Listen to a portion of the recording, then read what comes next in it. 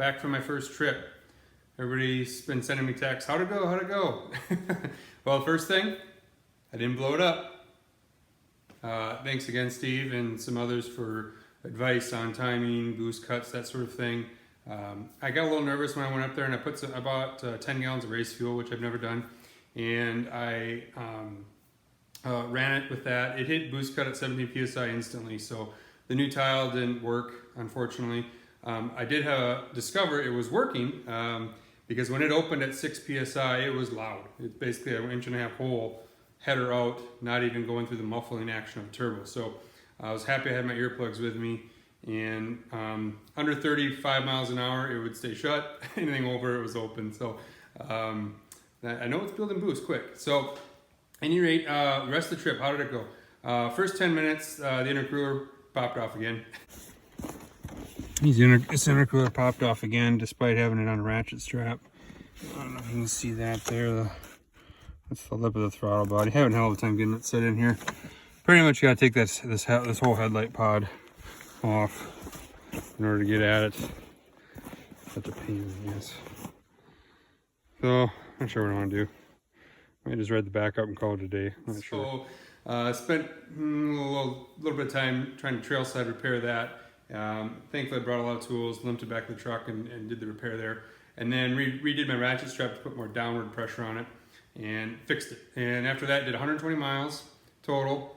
Lots of playing on the lake and stuff like that. The boost just spikes. I moved my cut from 17 to 20, still can't get it under control. On the lake, anything over 40% throttle is hitting the boost cuts. I mean, it's just like you want to mat it and you can't because you know it's just going to cut. And the Motec did a nice job with the fuel cut. It just cuts all your fuel, gives you a nice little whoop, and I know I'm there, and so then I let up, and then I know I've kind of hit the limit. So I think it saved the motor.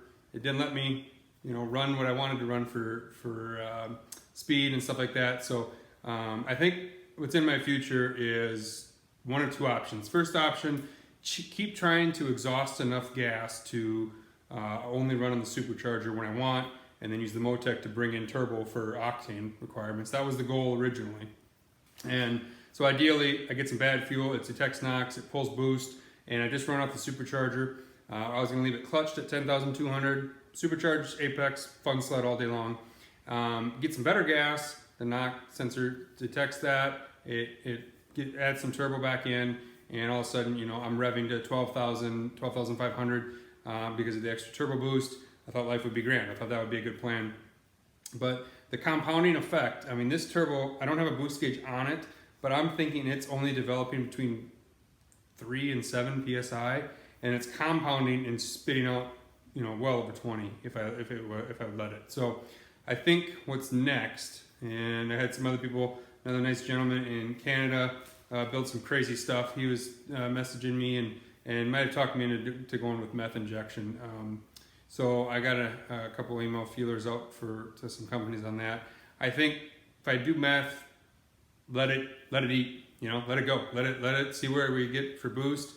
I can do some tuning still with some race fuel, but then slowly, once we know the limits of the system and what is the minimum amount of boost that it'll run, then we can, I can start playing with backing the fuel back down and get back into what ideally 91 and meth sounds great to me, because just being in Wisconsin, I forgot how fun it is. I forgot, you pull up to a gas pump and you just, everybody's gassing up, and I'm over there trying to horse around with race fuel in the morning and stuff like that, and it wasn't what I wanted. I want to be able to just go fill it up. So meth is probably going to be the best way for that. So the sled was so awesome. It was fantastic fun in the trails. It's everything I wanted, which I didn't have high expectations it would work the way I had thought in my head, but I get supercharged trail response. I mean, I'm going over when the trails are going like this, I love to just kind of send it off the top of that, just give it a little whoop, and you jump that knoll, and when you go through the terrain like that, that's what I like when it's tight. I like to really push it like that. And then you get on the lake, and it just pulls the skis, and like I said, until I hit boost cut, I mean, it was just, it was like a jet on a runway. I mean, it literally, when I was hitting boost cut, it felt like it was going to throw another 200 horse. I mean, it was just really ramping up. So it's going to be fun. It's going to be there's so much potential left that I'm super, super excited about where we can go with it from here. The other thing, I am so impressed with those YRSS shocks, Yamaha Reactive Steering System. That's that hydraulic thing. And this sled has never cornered this flat and been so confidence inspiring.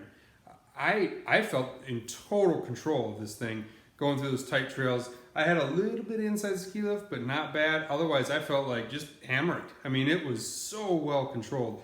The ZX2, I forgot how good of a skid that is. I'm gonna make a claim that that's the best skid you can trail ride. I mean, that thing did everything perfect. It is just an amazing, amazing skid. It's a shame they don't make it. So AD Bovine, if you're listening, fire that bad boy up again. That's a really, really cool skid.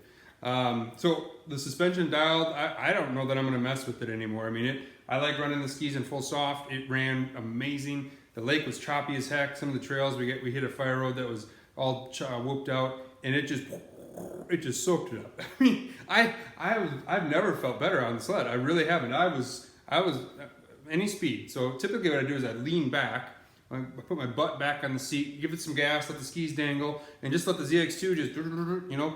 And I found I didn't even have to do that. I could just kind of go as much as I wanted, and the front was up or down, it didn't matter. It was soaking it up. So super impressed with those. I've had a lot of shocks. I've had Olin's, KYBs, remote resis, the floats with resis, all that stuff, and it's like this so far. The cornering is noticeable.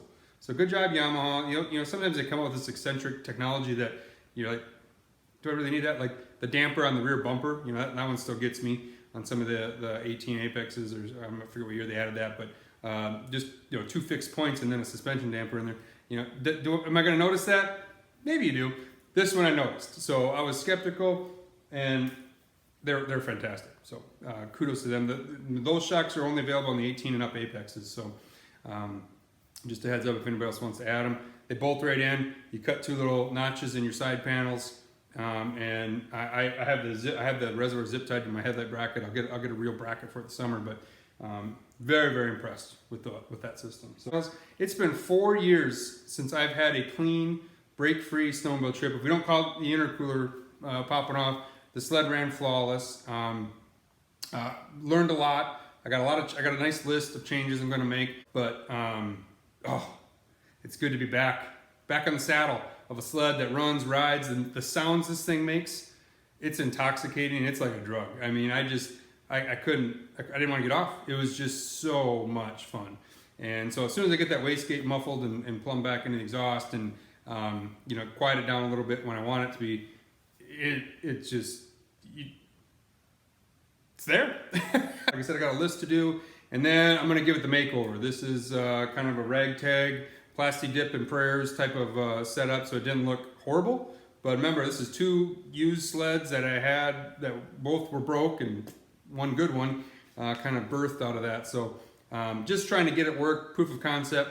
I'm pretty impressed, and I think this summer I'll be able to really put my cosmetic touch on. I want a custom tonneau. It's gonna be lots of carbon fiber, lots of titanium. I'm gonna try to do as much lightweight stuff where it makes sense as possible, and move some weight around, mess with the weight balance. I've done that in the past. It really works good on Apexes. So lots more on that, but so far so good. This thing's killer. I love it. Thanks again for watching. Keep riding, keep wrenching. It's worth it.